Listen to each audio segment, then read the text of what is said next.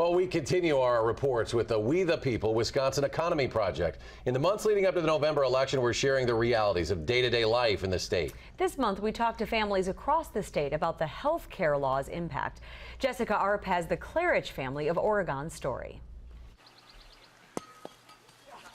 In the backyard with his family, David Claridge is feeling pretty good, but every day is not that way. I've got these bad daily headaches, and I don't go to the doctor because I can't necessarily afford to. 3 years ago, he had a spontaneous spinal fluid leak causing intense, debilitating headaches, and the crisis hit the family at the wrong time. We had just lost the house. We were staying with my parents, and we had no money, and we had to do more medical tests than we ever thought we'd have to do. Still saddled with bills, the event affects the family's healthcare decisions to this day, and it has left them with mixed feelings on what people should have to do when it comes to medical decisions. I don't see anything wrong with everybody having insurance. Everyone should be able to get healthcare at a reasonable price. I don't know if it's a good idea to tell someone that they have to buy it and they have to buy it from this place. Families across the state in the We the People project are also sharing their thoughts. 71-year-old Palmer Hoffland of Viroqua is on Medicaid and volunteers with his county aging department. He questions whether the federal health care bill should apply to everyone.